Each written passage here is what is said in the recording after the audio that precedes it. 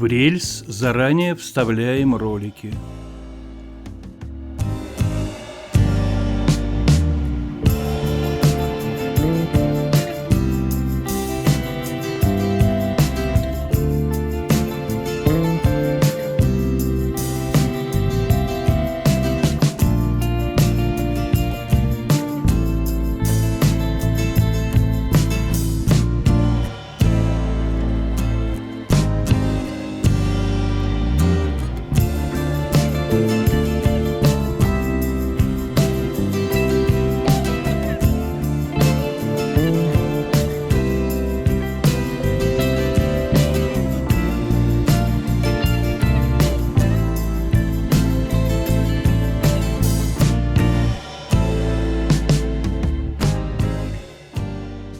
Сначала закрепляем дверное полотно на одном ролике, потом, поворачивая и одновременно двигая его вперед, закрепляем на другом.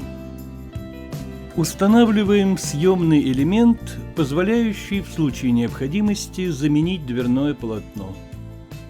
Ставим доборы и наличники. Для того, чтобы заменить дверное полотно, достаточно снять верхний наличник и часть добора, закрепленного на съемном элементе.